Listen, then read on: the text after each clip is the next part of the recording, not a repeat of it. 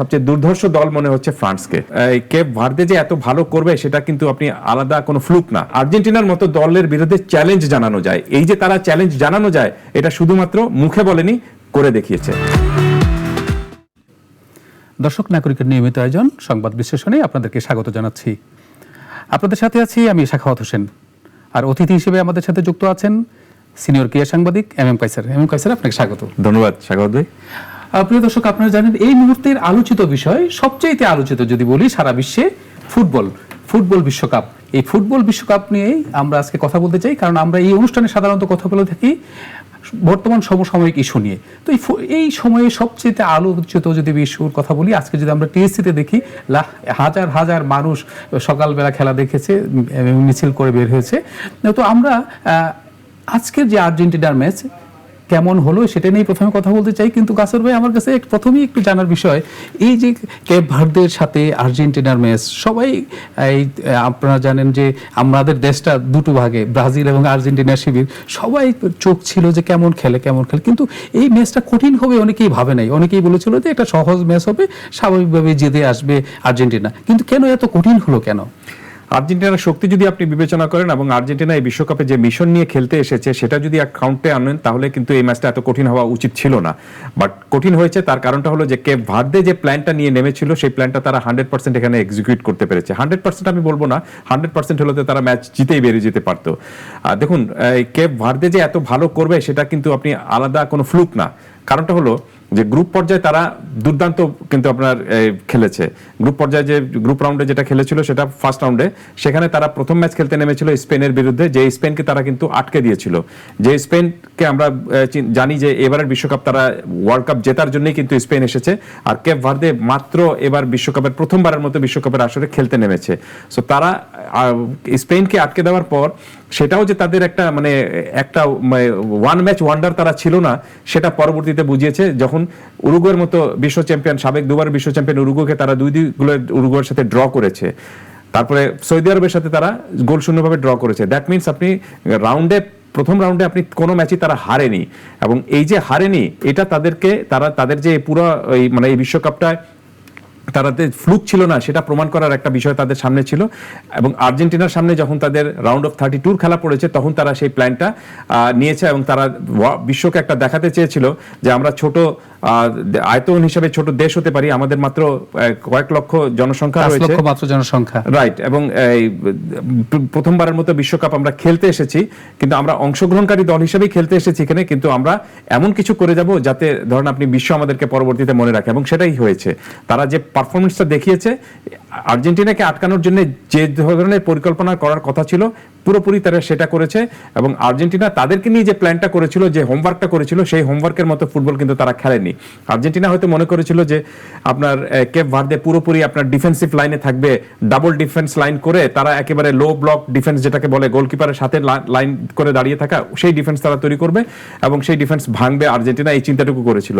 কিন্তু Cape Verde যেটা করেছে, প্র্যাকটিসটা একটু চেঞ্জ করেছে। ডিফেন্স তারা করেছে, কিন্তু ডিফেন্স লাইনটা তারা একটু সামনে রেখেছে, মানে এটাকে বলে ফুটবলার ভাষায় হাই লাইন ডিফেন্স, যেটা আপনি ডি বক্সের একটু উপরের দিকে থাকে। এবং এর ফলে যেটা হয় যে সামনের যে মাঝমাঠটা থাকে, সেই মাঝমাঠের দখলটাও কিন্তু আপনার নেওয়ার একটা সুযোগ থাকে।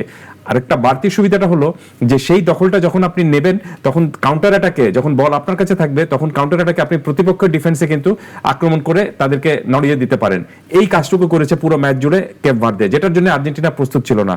আর্জেন্টিনা হয়তো মনে করেছিল যে কেপ ভার্দে বোধহয় পাঞ্চিং ব্যাগের মতো সব আঘাত শুধু সহ্য করে যাবে, এই ফুটবলটা খেলবে, কিন্তু তারা সেই ফুটবলটা খেলেনি। এক সময় যেমন ক্যামেরুনরা খেলতো, মানে আফ্রিকার কয়েকটি দেশের কথা আমাদের তো মনে আছে, যারা ডিফেন্স খেলতো শুধু এইরকম। কিন্তু আপনি যেই কথাটা বলছিলেন, এটার সাথে আমার একটা জিনিস যায়, অনেকেই বলে, এবং একটা গোল নিয়ে বিতর্কও দেখছি, যে বলছে যে এই আপনি একটু বললেন না ডিফেন্সটা এগিয়ে ছিল, তো এই যে যখন ডিফেন্স এগিয়ে ছিল, মেসির যে দ্বিতীয় গোলটা হলো, সেই জায়গায় বলা হয় যে অফসাইড ছিল। এটা কি আসলে অফসাইড ছিল? না, মেসির গোলটা এটা অফসাইড নাই। এবং এখন প্রযুক্তির যা সুযোগ বা সুবিধা যেটা রয়েছে, তাতে আপনি অফসাইড যদি কেউ হয় এবং সেটা ভুল হওয়ার কোনো সুযোগই নেই। ধরেন মাঠের রেফারি সেটা দিলেন না, কিন্তু ভার যেটা রয়েছে, ভিএআর যেটা রয়েছে, সেখান থেকে কিন্তু রেফারির কাছে তখনই সাথে সাথে একটা সিগন্যাল যাবে যে এটা বোধহয় একটু সমস্যা হচ্ছে এই গোলে, বা এই এটা অফসাইডের একটা ইয়ে রয়েছে, আপনি একটু চেক করবেন কিনা। তখন রেফারি সেটা নিজে চেক করেন এবং চেক করে সেটা যদি যখন দেখেন তিনি যে না এটা আসলে অফসাইড ছিল, তখন তিনি তার সিদ্ধান্তটা চেঞ্জ করেন। আমি মনে করি যে প্রযুক্তির এই সহায়তার জন্য খেলাটা হয়তো কিছুক্ষণ টেম্পোটা থেমে যায়, খেলার আকর্ষণটা আবেগটা বলতে পারেন আপনি যে একটু স্থিমিত হয়ে যায়, কিন্তু তারপর আমার কাছে মনে হচ্ছে যে পারফেক্ট সিদ্ধান্তের জন্য আপনি অন্তত এই ধাক্কাটুকু আপনাকে মেনে নিতেই হবে যে খেলাটা একটু থেমে গিয়েছে, স্থিমিত হয়ে গিয়েছে, আমার উত্তেজনাটা একটু কমে গিয়েছে। কিন্তু পারফেক্ট ডিসিশন যদি আসে তাতে আমার মনে হয় যে এটাতে কোনো ক্ষতিকর কোনো কিছু নেই। আর মেসির গোলটা যেটা হয়েছে সেটা অ্যাবসলিউটলি আপনি অনসাইডের মধ্যেই মেসি ছিলেন, এবং এই গোলটা হয়েছে কোন সময়টায়, ডিহাইড্রেশন ব্রেক যখন ছিল, প্রথম 25 মিনিট পর্যন্ত কিন্তু আপনার কোনো গোল হয়নি, মেসিরা অনেক চেষ্টা করেছেন, গোল হয়নি। ডিহাইড্রেশন ব্রেক যখন হয়েছে তখন কোচ পুরো দলটাকে সামনে টেনে নিয়ে কোচ নতুন করে একটা প্ল্যান দিয়েছেন, এবং কোচের সেই প্ল্যানটা দেখে কোচ কথা বলছিলেন যেভাবে, যে হাতের ইশারা যেভাবে করছিলেন, তাতে বোঝা গিয়েছে যে তিনি লং বল খেলার জন্য তার দলকে নির্দেশ দিয়েছেন। লং বল মিনস আপনি মিডফিল্ড থেকে বল ফেলবেন একদম প্রতিপক্ষের ডিফেন্সে, সেখান থেকে কেউ একজন দূরের থেকে উড়ে আসা বল ধরে তারপর সেই বলে গোল করার চেষ্টাটুকু করবেন। এবং দেখুন প্রথম যে গোলটা হয়েছে একেবারে 100% সেই প্ল্যান অনুযায়ী কিন্তু হয়েছে।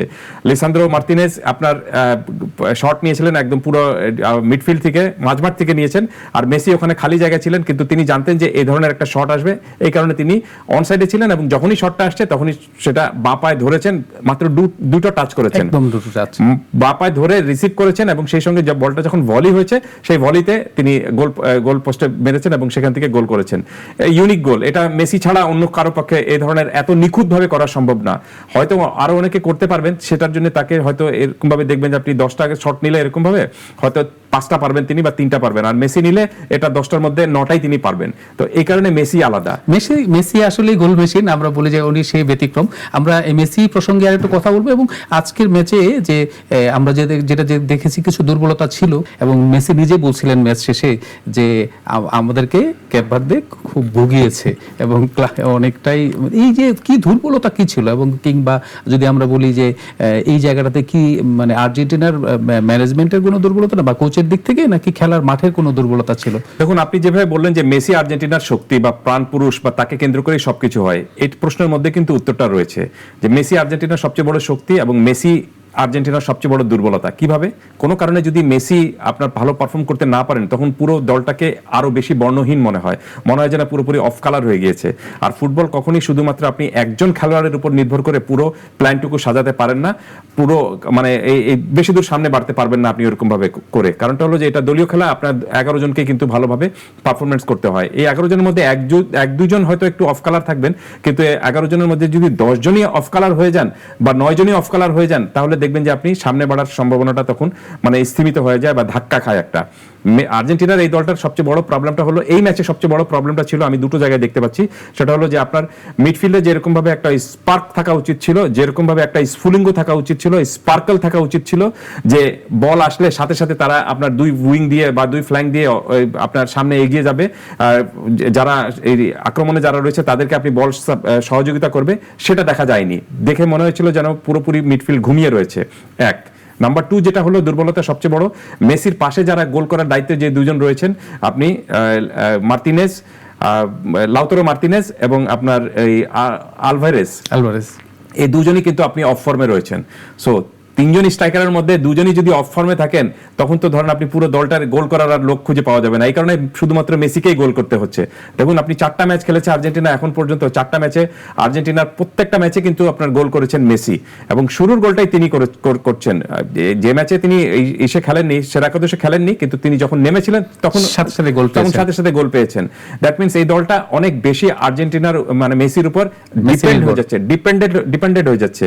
এর ফলে যেটা হচ্ছে যে মেসি কেন জানি মনে হচ্ছে যে মেসিকেই সব কাজগুলো করতে হচ্ছে, বাদবাকিরা যারা রয়েছেন তাদেরকে খুব একটা মানে কালারফুল মনে হচ্ছে না। কিন্তু আপনি বিশ্বকাপ জিততে যখন এসেছেন, তখন আপনাকে এই দুর্বলতাগুলো কিন্তু ঢাকতে হবে। টোটাল ফুটবলটা খেলতে হবে, যখনই দরকার হবে তখন উপরে উঠে যেতে হবে, যখন প্রয়োজন হবে তখন মিডফিল্ডে আসতে হবে, অথবা নিচে নেমে দলকে ডিফেন্সেও সহায়তা করতে হবে, যে কাজটা করেছে কিন্তু আপনার কেপ ভার্দে পুরো জোট হিসাবে, পুরো দল হিসাবে তারা খেলেছে। আমি কেপ ভার্দে নিয়ে একটু কথা বলতে চাই, যে কেপ ভার্দের ম্যাচ নিয়ে আপনি বললেন যে তাদের যে টিম ম্যানেজমেন্ট না দারুণভাবে আজকেও মানে প্রতিটা ম্যাচেই খেলেছে। এই জায়গায় আজকের যে গোলগুলো নিয়ে আমরা একটু জানতে চাই, যে বিশেষ করে সেকেন্ড গোলটা নিয়ে যদি আপনি একটু মন্তব্য করতেন।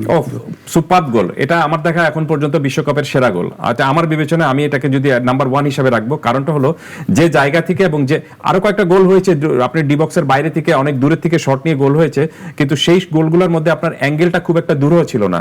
বাট এই গোলটা যেখান থেকে হয়েছে সেখান থেকে আপনার মানে অ্যাঙ্গেল খুবই দূরহ একটা অ্যাঙ্গেল ছিল। আপনি দেখবেন যে ওই সেই শট নেওয়ার আগে আর্জেন্টিনার দুজন ডিফেন্ডার সেখানে ছিলেন, তারা কিন্তু তাকে শট নিতে দিয়েছেন, তারা কিন্তু তাকে বাধা দেননি। তার কারণটা হলো যে তারা হয়তো চিন্তা করেছিলেন যে এত দূরহ অ্যাঙ্গেল থেকে আপনি বল বাক খেয়ে পোস্টের ভিতরে হয়তো যাবে না এটা, কিন্তু তারপরেও মানে তিনি যে কায়দায় শটটা নিয়েছেন এবং যেভাবে গোলটা হয়েছে, সুইং করেছে, বলটা দুর্দান্তভাবে বাক নিয়েছে, এর ফলে এটার মধ্যে একটা বড় ধরনের মুনশিয়ানা কিন্তু রয়েছে। এই কারণে এটা আমার কাছে মনে হচ্ছে যে এটা, এবং কাকে বিট করেছেন আপনি, বিশ্বের ওয়ান অফ দ্য সেরা গোলকিপার আপনি এমিলিয়ানো মার্তিনেজকে, যিনি এমনিতে এই ধরনের বল ধরার জন্য কিন্তু খুবই দক্ষ। তো সবকিছু মিলে আমার কাছে মনে হয়েছে যে অ্যাঙ্গেল থেকে শুটটা হয়েছে, যে কায়দায় তিনি শুটটা করেছেন, যেভাবে আপনি ডিফেন্ডারদেরকে বিট করেছেন, গোলকিপারকে বিট করেছেন, যে সুইং তিনি এনেছেন এই বলের মধ্যে, সবকিছু মিলে আমি এটাকে এখন পর্যন্ত নাম্বার 1 হিসেবে রাখবো, মানে নাম্বার 1 গোল হিসেবে রাখবো। এবং সেই গোল করার পর অনেক বেশি উচ্ছ্বাস দেখিয়েছেন যিনি গোল করেছিলেন, একেবারে দৌড়ে গ্যালারিতে চলে গিয়েছিলেন এবং সেখানে তার খুব সম্ভবত ফিয়ান্সে ছিল, তাকে জড়িয়ে ধরে তিনি একেবারে গ্যালারিতে উঠে গিয়েছেন। সাধারণত আমরা দেখি যে গোল করার পর আপনার সবাই যায় আপনার ডাগ আউটে, সেখানে এক্সট্রা প্লেয়ার যারা থাকেন তাদের সাথে কোলাকুলি করে বা হাগ করেন, কিন্তু ইনি একেবারে গ্যালারিতে উঠে চলে গিয়েছেন খেলা চলাকালীন সময়, যেটা খুব একটা আনপ্রেসিডেন্ট ঘটনা। আমরা সেটা জানি না, আমরা সেটা এর আগে কখনো দেখিনি সেরকম ভাবে, অন্তত আমি দেখিনি যে ম্যাচ চলাকালে আপনি ম্যাচের পর যেতে পারে, সেটা ঠিক রয়েছে। আমার কাছে কেন জানি মনে হচ্ছে যে তিনি যে এই গোল করার পর অতি আবেগ একটু দেখিয়েছেন, সে আবেগের কারণে আপনি পুরো দলটার মধ্যে এক ধরনের যে আরো আপনার টাইট ভাবে বা সংগঠিত ভাবে খেলার কথা ছিল, সেটা কিন্তু খুব সম্ভবত কিছুটা ছন্দপতন হয়েছিল। হতেই পারে, কারণটা হলো যে আপনি খেলছেন কার বিরুদ্ধে? আর্জেন্টিনার বিরুদ্ধে, যে আর্জেন্টিনা বিশ্বকাপ জিতেছে, এবার বিশ্বকাপ অক্ষুণ্ণ রাখার জন্য তারা খেলতে নেমেছে। এই কারণে কিছুটা হলেও, এবং সেই আর্জেন্টিনার জালে আপনি গোল দিয়েছেন, মেসির বিরুদ্ধে আপনি খেলছেন, তো সবকিছু মিলে একটা বাড়তি উত্তেজনা ছিল কেপ ভার্দের মধ্যেও। কিন্তু তারা যে কায়দায় এই পুরো ম্যাচটা খেলেছে, এই ম্যাচটা তারা জিততে পারেনি, কিন্তু তারপরেও আর্জেন্টিনা আমি বলবো যে ম্যাচ জিতেছে, আর কেপ ভার্দে মন জিতেছে, হৃদয় জিতেছে, এবং এই বিশ্বকাপ থেকে তারা কিছুই হয়তো নিয়ে ফিরতে পারেনি, সামনে বাড়তে পারবে না, তারা চলে গিয়েছে, আপনার ট্রফিও জিততে পারেনি, কিন্তু তারা যা জিতেছে সেটা হলো যে তারা দেখিয়েছে যে সাহস নিয়ে খেলা যায়, আপনি গর্ব নিয়ে খেলা যায়, এবং সবচেয়ে বড় বিষয়টা হলো যে আর্জেন্টিনার মতো দলের বিরুদ্ধে চ্যালেঞ্জ জানানো যায়। এই যে তারা চ্যালেঞ্জ জানানো যায়, এটা শুধুমাত্র মুখে বলেনি, করে দেখিয়েছে। আসলে বিশ্বকাপে এই যে সবচেয়ে কার জয়ের সম্ভাবনা দেখছেন, যদি আমরা বলি বিশ্বকাপটা এবার কে পেতে পারে? আর্জেন্টিনা তো আছেই, সেই সাথে বিশ্বকাপে সবসময় আমরা যেটা দেখে থাকি সেটা হলো যে আপনি হট ফেভারিট দলগুলো বিশ্বকাপ সাধারণত জিতেছে। আপনি দেখবেন যে আপনার র্যাঙ্কিং এ পিছিয়ে, আমি ছোট দল বলবো না, র্যাঙ্কিং এ পিছিয়ে থাকা দলগুলো কয়েকটা ম্যাচ ভালো খেলে, কিন্তু আপনি শিরোপার দাবিদার তারা কিন্তু হয় না। সেটা আপনি সবসময় কিন্তু আমরা তাই দেখে এসেছি।